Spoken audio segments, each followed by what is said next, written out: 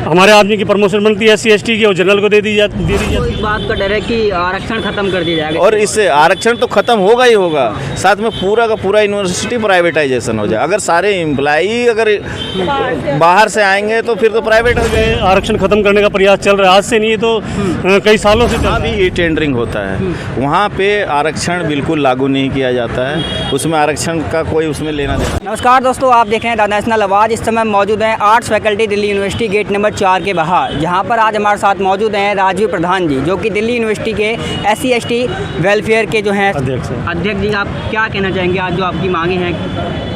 कहना यही चाहेंगे कि जो ये दिल्ली विश्वविद्यालय ने ई टेंडर का जो शुरू किया है ये बहुत गलत है। इस पर बहुत बड़ा असर प्रभाव पड़ने वाला है, क्योंकि 2018 से हम फेस कर रहे हैं कि सफाई कर्मचारी को कंपनी के थ्रू कर दिया गया है। उनमें जो प्रॉब्लमें आ रही है वो हमें पता है, और वही प्रॉब्लम सब में चाहे लैब स्टाफ हो, लाइब्रेरी हो या JCT उनमें आने वाली है। तो इसका हम विरोध करते हैं। पूरी संस्था है, दिल्ली विश्वविद्यालय की सभी संस्थाएं हमारे साथ है, हमारा पूरा सहयोग है। तो सर, जैसा कि अभी बताया लोगों ने भी कि SC ST की जो वेलफेयर आपका, आप उसके खुद प्रेसिडेंट हैं। जी। तो क्या लगता है आपको दिल्ली यूनिवर्सिटी में भी जो है आरक्षण पे खतरा है? आरक्षण करने की कोशिश की जा रही है? आरक्षण खत्म करने का प्रयास चल रहा है, आज से नहीं तो कई सालों से चल रहा है। जैसे हमारे 4 कॉलेज थे उनमें आरक्षण खत्म कर दिया, माइनॉरिटी कॉलेज बना के, ठीक है। और बाकी उनमें जो है प्रमोशन है, उसमें रोस्टर सिस्टम में पूरा छेड़छाड़ होती है। हमारे आदमी की प्रमोशन बनती है SC ST की और जनरल को दे दी जाती है। ये दिल्ली विश्वविद्यालय प्रशासन मिलके कर रहा है सब, ये मिली भगत है। अभी कालिंदी कॉलेज का केस देख लो, उसमें संजय भाई की जो है प्रमोशन बनती थी, लेकिन वो एक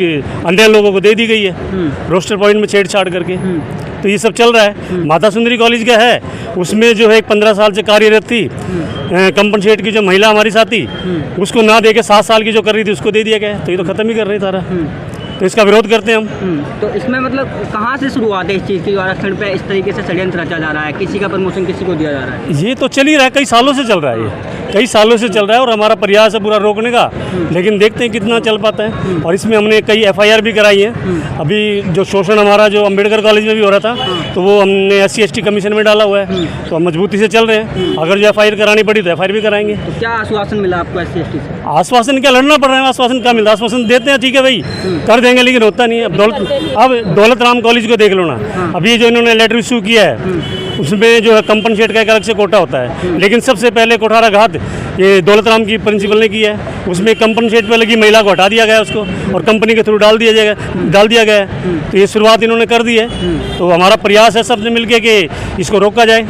तो ई टेंडरिंग में आपको क्या नुकसान लग रहा है? मतलब सरकार तो अपना वो करती है कि देखो, ई टेंडरिंग में हमने फेस किया, 2018 से फेस किया हमने, जब कंपनी आ गई, और वही हाल इसमें भी होने वाला है। क्योंकि इसमें 20-20, 25-25 हज़ार रुपये लेकर नौकरी लगाएंगे उनको, ठीक है। अपनी मर्जी से हम ड्यूटी देंगे उनको, नहीं देंगे तो भाग जाएगा, फिर दूसरा लगा देंगे। तो यही चलेगा, यहाँ मन मर्जी चलेंगे, जिसको चाहेंगे उसको भर्ती करेंगे, जिसको चाहेंगे निकाल देंगे।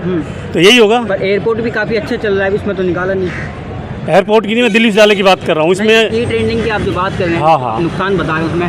तमाम देश के अंदर जो प्राइवेटाइजेशन हुआ है, मैं इसके लिए मैं आपको बता इसके लिए मैं ये कहना चाहता हूँ, जैसे आपने कहा कि एयरपोर्ट अथॉरिटी ऑफ इंडिया में सही चल रहा है, उसके लिए मैं ये कहना चाहता हूँ कि जहाँ भी ई टेंडरिंग होता है वहाँ पे आरक्षण बिल्कुल लागू नहीं किया जाता है, उसमें आरक्षण का कोई उसमें लेना देना नहीं होता है। इसलिए क्योंकि इसमें ई टेंडर आप दिल्ली यूनिवर्सिटी का जो निकला है उसमें आप देखेंगे तो लिखा हुआ है कि MTS इतना चाहिए, इतने चाहिए, आपको LDC चाहिए, ठीक है ना। उसमें कहीं भी रिजर्वेशन पॉलिसी का नहीं है, जबकि सबको पता है कि इस इंडिया में जो पिछड़े वर्ग OBC है, चाहे SC ST लोग, उनकी जनसंख्या कम से कम 85% है। उन 85% में आज भी ऐसे लोग हैं जो पढ़े लिखे कम हैं, अशिक्षित हैं। अक्सर अधिकतर जो ये पोस्ट है, जो 4th क्लास का जो पोस्ट था या छोटे पोस्ट थे, वो हम ऐसे ही पिछड़े और दलित और आदिवासियों के द्वारा भरा जाता था। लेकिन जब से ई टेंडर आया, कहीं भी रिजर्वेशन पॉलिसी का जिक्र नहीं है, ये लोगों को पता नहीं है। अब उसमें वो कंपनी अंधाधुंध किसी को भी ला सकती है, चाहे तो वो जनरल को ले आए, चाहे तो वो केवल SC ST को ले आए, लेकिन उसमें कोई मैंडेटरी नहीं है।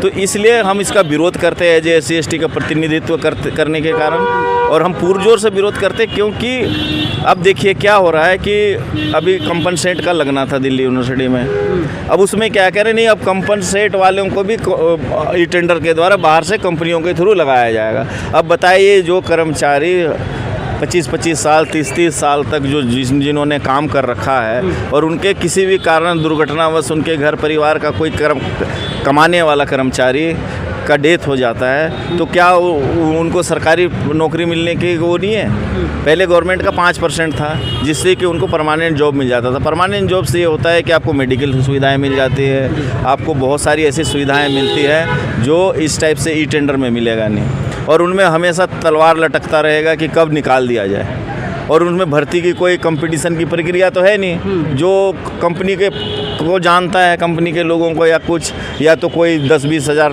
ले के अपना लगा देगा। तो आपको इस बात का डर है कि आरक्षण खत्म कर दिया जाएगा? और इससे आरक्षण तो खत्म होगा ही होगा, साथ में पूरा का पूरा यूनिवर्सिटी प्राइवेटाइजेशन हो जाए। अगर सारे एम्प्लॉई अगर बाहर से आएंगे तो फिर तो प्राइवेट हो जाएगा।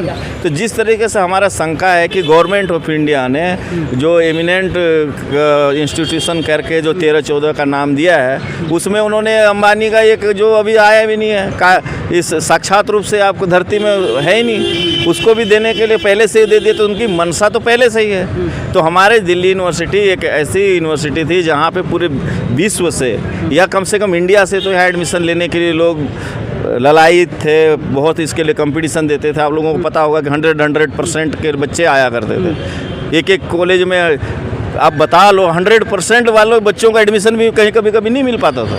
और आज अगर इसलिए गवर्नमेंट ने एक अच्छा काम किया कि एक NTA का एग्ज़ाम करवा रहा है बच्चों का, जिसमें कि परसेंटेज आपका चाहे जो भी होगा उसको कंपटीशन क्वालिफाई करके जब आएंगे तो एडमिशन हो जाए। अभी किया गया था NTA का? नहीं, ठीक है, लेकिन वो 100% वाली मानसिकता से तो हम हटेंगे। जो अच्छा है उसको हम सपोर्ट करते हैं, उसमें वो अच्छी बात है। लेकिन जहाँ पे इस टाइप से करेंगे, जहाँ पे आप ई टेंडर से 2-2 साल के लिए, हम ही लोग इतने, मैं सेक्शन ऑफिसर हूँ, साथ में सचिव भी हूँ मैं, मेरे को कम से कम मैं 27-28 साल जॉब कर चुका हूँ। जब भी हमारा नया किसी डिपार्टमेंट में ट्रांसफ़र होता है तो उसको समझने में 6 महीने लग जाता है हमारे को। तो ये लोग 2 साल 1 साल का जो टेंडर में आएंगे वो कैसे समझ सकते हैं? तो अग्निवीर भी तो 4 साल की कर दी है ना, उसमें भी तो अग्निवीर का आप देख लेना।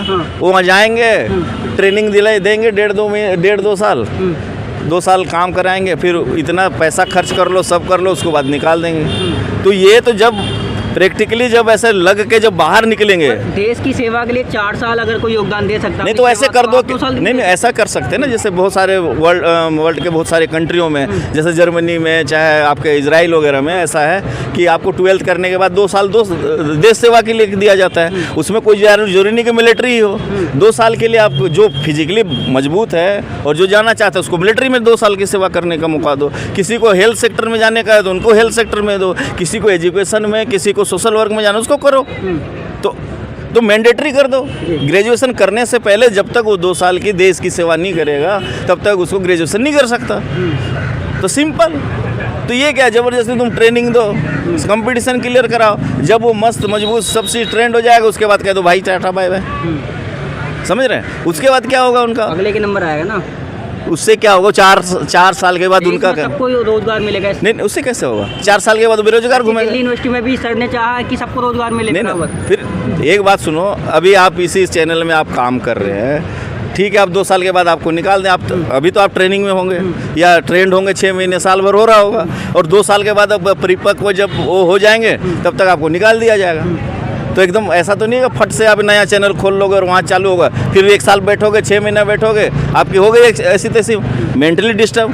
पैसे चाहिए ना, हर महीने चाहिए, वो पैसे नहीं आएगा तो क्या होगा? आप घर कहीं ना कहीं बहुत सारे लोग सुसाइड भी कर सकते हैं, मेंटली डिप्रेशन में जाएंगे, पैसा नहीं होगा, बहुत सारी चीज़ें हैं, आपका EMI शुरू हो कहीं लिए होंगे।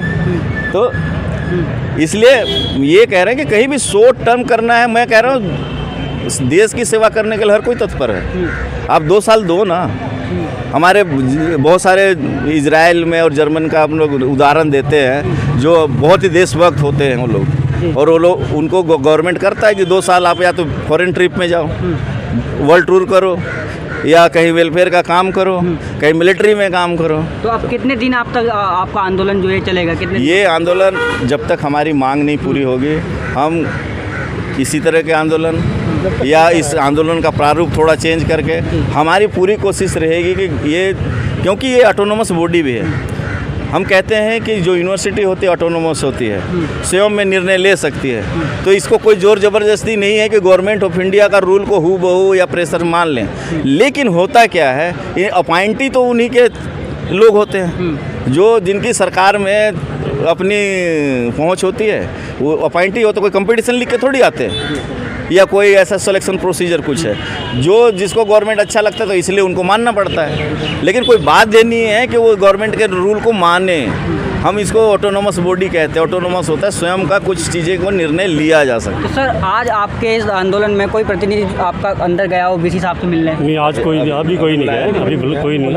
आज हाँ पहला दिन था आज, और उम्मीद है कि अच्छा होगा। कल भी हमारा धरना, उसके बाद में सबकी सहमति से मीटिंग होगी।